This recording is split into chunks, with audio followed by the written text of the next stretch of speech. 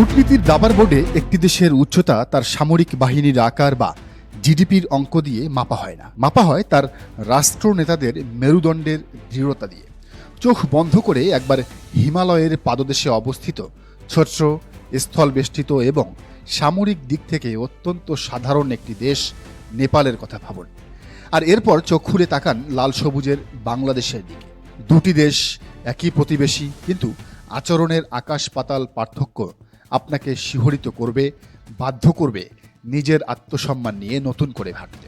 আন্তর্জাতিক কূটনীতিতে সম্প্রতি এমন এক রোমহর্ষক এবং অবিশ্বাস্য ঘটনা ঘটেছে যা পুরো দক্ষিণ এশিয়ার রাজনৈতিক সমীকরণকে কাঁপিয়ে দিয়েছে। ভারতের মতো পরাশক্তির একচ্ছত্র আধিপত্যকে আক্ষরিক অর্থেই বৃদ্ধাঙ্গুলি দেখিয়েছেন নেপালের প্রধানমন্ত্রী বালেন শাহ। ঘটনাটি কোনো সিনেমার চিত্রনাট্য নয়, নিরেট বাস্তব ঘটনা। ভারতের প্রভাবশালী পররাষ্ট্র সচিব বিক্রম মিশ্রি মে মাসে নেপাল সফরের পরিকল্পনা করেছিলেন। প্রোটোকল অনুযায়ী তিনি নেপালের প্রধানমন্ত্রীর সাথে একটি সৌজন্য সাক্ষাৎ করবেন, ছবি তুলবেন এবং দিল্লির কিছু অলিখিত বার্তা দিয়ে আসবেন। এটাই ছিল চিরাচরিত নিয়ম। কিন্তু বালেন শাহ অত্যন্ত স্পষ্ট করে বুঝিয়ে দিয়েছেন তিনি একটি স্বাধীন ও সার্বভৌম রাষ্ট্রের প্রধানমন্ত্রী। তার সমমর্যাদার ব্যক্তি হলেন অন্য কোনো দেশের প্রধানমন্ত্রী অথবা অন্ততপক্ষে পররাষ্ট্রমন্ত্রী। ভারতের একজন সচিব পর্যায়ের কর্মকর্তার সাথে বৈঠক করে তিনি নেপালের প্রধানমন্ত্রীর চেয়ারের অবমাননা করবেন না। বালেন শাহ দায়িত্ব নেওয়ার পর থেকেই একটি লৌহ কঠিন নীতি গ্রহণ করেছেন। তিনি সাফ জানিয়ে দিয়েছেন, শুধু ভারত নয়, চীন বা আমেরিকার মতো সুপার পাওয়ারদের ক্ষেত্রেও এই একই নিয়ম প্রযোজ্য হবে। পররাষ্ট্রমন্ত্রীর নিচের পদের কোনো বিদেশি প্রতিনিধির সাথে তিনি সরাসরি আনুষ্ঠানিক বৈঠক করবেন না। তিনি কোনো সস্তা ফটো সেশন বা সৌজন্য সাক্ষাতে বিশ্বাসী নন। তিনি চান ফলাফলমুখী কূটনীতি। এমন বৈঠক হতে হবে যা থেকে নেপালের জন্য সরাসরি কোনো ইতিবাচক ফলাফল বয়ে আনবে। আর নেপালের এই চরম স্পর্ধাপূর্ণ আপত্তির কারণেই শেষ পর্যন্ত ভারতীয় পররাষ্ট্র সচিব বিক্রম মিশ্রির মে মাসের নেপাল সফর পিছিয়ে যেতে বাধ্য হয়। দেশ পরিচালনা করতে আসলে কি লাগে? বিশাল সেনাবাহিনী, পারমাণবিক বোমা, নাকি অত্যাধুনিক যুদ্ধবিমান? নেপালের এগুলোর কোনোটিই নেই, কিন্তু তাদের যা আছে তা হলো গাটস বা মেরুদণ্ড। সামরিক শক্তি কম বলে যে প্রভুর মতো কারো সামনে নমনম করতে হবে এমন কোনো দাসখত নেপাল লিখে দেয়নি। এবারে নেপালের এই আত্মমর্যাদার আখ্যান থেকে চোখ সরিয়ে তাকান বাংলাদেশের রক্তস্নাত সীমান্তের দিকে। বুকটা মুহূর্তেই এক অজানা ক্ষোভ এবং অপমানে ভারী হয়ে উঠল। বালেন শাহ যখন মর্যাদার প্রশ্নে দিল্লির সচিবকে ফিরিয়ে দিচ্ছেন, ঠিক একই সময়ে বাংলাদেশের সীমান্তে রচিত হচ্ছে দাসত্বের এক ভয়ঙ্কর এবং নির্মম উপাখ্যান। ভাবুন তো, মাত্র কয়েকদিন আগের সেই ভয়ঙ্কর দৃশ্যটির কথা। ভারতীয় সীমান্ত বাহিনী বিএসএফ কোনো রকম উস্কানি ছাড়াই পাখির মতো গুলি করে হত্যা করল দুজন নিরীহ বাংলাদেশিকে।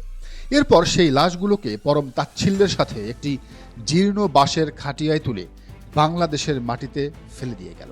আর সবচেয়ে ভয়ঙ্কর এবং লজ্জার বিষয় হলো, আমাদের দেশের সীমান্তরক্ষী বাহিনীর সদস্যরা কোনো রকম প্রতিবাদ বা প্রতিরোধ ছাড়াই সেই খাটিয়ায় শুয়ে থাকা লাশ দুটি অত্যন্ত সানন্দে এবং নীরবতার সাথে গ্রহণ করে নিয়ে এলো।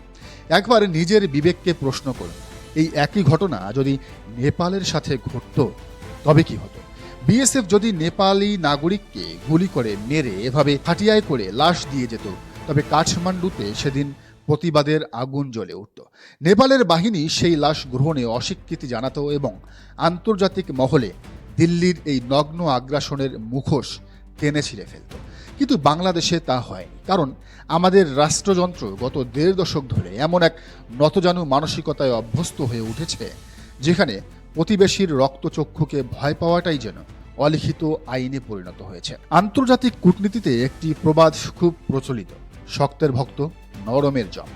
ভারতের বর্তমান সীমান্ত নীতি ঠিক এই প্রবাদেরই এক নিখুঁত এবং বিভৎস প্রতিফলন। ভারতের বিশাল সীমান্ত কিন্তু কেবল বাংলাদেশের সাথেই নয়, তাদের সীমান্ত রয়েছে চিরশত্রু পাকিস্তান, প্রবল পরাক্রমশালী চীন, ছোট্ট নেপাল এবং সমুদ্রপথে শ্রীলঙ্কার সাথেও।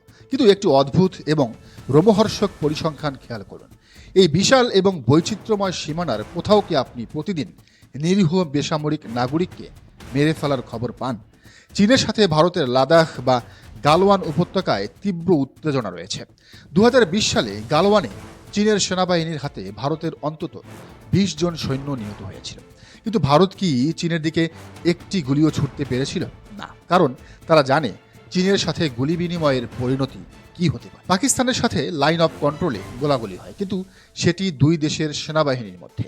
সেখানেও বিএসএফ বা ভারতীয় সেনাবাহিনী চাইলেই যখন তখন সাধারণ পাকিস্তানি নাগরিককে পাখির মতো গুলি করে মারতে পারে না, কারণ ওপাশ থেকে পাল্টা এবং দ্বিগুণ শক্তিশালী জবাব আসবে। নেপালের সাথেও ভারতের কালাপানি ও লিপুলেখ নিয়ে তীব্র সীমান্ত বিরোধ রয়েছে, কিন্তু নেপাল যখন নিজেদের নতুন মানচিত্র প্রকাশ করে ভারতের দাবিকে প্রত্যাখ্যান করল, ভারত তখন টু শব্দটিও করতে পারে। নেপাল সীমান্তে বিএসএফ এর কোনো জওয়ান নেপালি নাগরিককে গুলি করে হত্যার সাহস দেখায় না। এমনকি সমুদ্রপথে শ্রীলঙ্কার নৌবাহিনী প্রায়শই ভারতীয় জেলেদের সীমানা লঙ্ঘনের দায়ে গ্রেফতার করে, তাদের ট্রলার বাজেয়াপ্ত করে। কিন্তু ভারত কি পারে শ্রীলঙ্কার ওপর কোনো সামরিক চাপ প্রয়োগ করতে? মোটেও না। তাহলে প্রশ্ন হলো, কেন শুধু বাংলাদেশ? কেন শুধু লাল সবুজের এই ভূখণ্ডেই ফেলানির মতো কিশোরীদের কাঁটাতারে ঝুলতে হয়? কেন শুধু বাংলাদেশের সীমান্তেই বিএসএফ এর বুলেট নিরীহ মানুষের বুক ঝাঁঝরা করে দেয় এবং লাশ খাটিয়ায় করে ফেরত পাঠানো হয়? এই কেনর উত্তর খুঁজতে আমাদের বাইরের দিকে নয়, তাকাতে হবে নিজেদের ভেতরের দিকে। ভারতের এই আগ্রাসনের মূল কারণ ভারতের শক্তিমত্তা নয়, বরং বাংলাদেশের নীতি নির্ধারকদের মেরুদণ্ডহীনতা। যখন একটি দেশের সরকার নিজের ক্ষমতা টিকিয়ে রাখার জন্য জনগণের বদলে কোনো বিদেশি শক্তির আশীর্বাদের উপর নির্ভরশীল হয়ে পড়ে, তখন সেই দেশের নাগরিকদের রক্তের দাম ওই বিদেশি শক্তির বুলেটের চেয়েও সস্তা হয়ে যায়। বাংলাদেশ বছরের পর বছর ধরে ভারতকে ট্রানজিট দিয়েছে, বন্দর ব্যবহার করতে দিয়েছে, নিরাপত্তার গ্যারান্টি দিয়েছে, এমনকি নিজেদের স্বার্থ বিসর্জন দিয়েও দিল্লির মন রক্ষা করে চলেছে। কিন্তু বিনিময়ে বাংলাদেশ কি পেয়েছে? তিস্তার ধুধু বালুচর, বাণিজ্যে বিশাল বৈষম্য এবং সীমান্তে প্রতিদিনের মৃত্যু মিছিল। বালেন শাহ প্রমাণ করে দিয়েছেন যে সম্মান কেউ কাউকে উপহার হিসেবে দেয় না, সম্মান আদায় করে নিতে হয়। কূটনীতির টেবিলে আপনি যদি নিজেকে দুর্বল হিসেবে উপস্থাপন করেন, তবে প্রতিপক্ষ আপনাকে পিষ্ট করবেই। নেপাল ছোট দেশ হতে পারে, তাদের অর্থনীতি ভারতের উপর নির্ভরশীল হতে পারে, কিন্তু তারা তাদের আত্মমর্যাদাকে বিকিয়ে দেয়।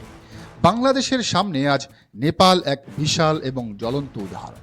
আমাদের সামরিক বাহিনী দুর্বল নয়, আমাদের অর্থনীতিও তলানিতে ছেঁকেনি। আমাদের যা প্রয়োজন তা হলো বালেন শাহের মতো এক অদম্য রাজনৈতিক সদিচ্ছা এবং রাষ্ট্রীয় আত্মসম্মানবোধ। যেদিন বাংলাদেশের কোনো রাষ্ট্রনেতা দিল্লির অযৌক্তিক আবদার এবং সীমান্ত হত্যার প্রতিবাদে ভারতের মুখের উপর দরজা বন্ধ করে দেওয়ার সাহস দেখাবেন, ঠিক সেদিন থেকেই বিএসএফ এর বন্দুকের নল বাংলাদেশের দিকে তাক করার আগে হাজারবার কাঁপবে। খাটিয়ায় করে ফেরত আসা প্রতিটি লাশ আসলে কেবল একজন মানুষের মৃত্যু নয়, এটি একটি স্বাধীন রাষ্ট্রের সার্বভৌমত্বের। এই দাসত্বের শৃঙ্খল ভেঙে কবে আমরা মাথা উঁচু করে দাঁড়াবো? কবে আমরা বলবো আর এক ফোঁটাও রক্ত নয়? ঘড়ির কাঁটা টিকটিক করছে, আর ইতিহাস অপেক্ষা করছে বাংলাদেশের সেই জাগরণ। দর্শক, বিষয়টিকে আপনি কিভাবে দেখছেন? বাংলাদেশে কোন দল ক্ষমতায় এলে এই ঘটনাটি ঘটবে? জানান মন্তব্যের ঘরে।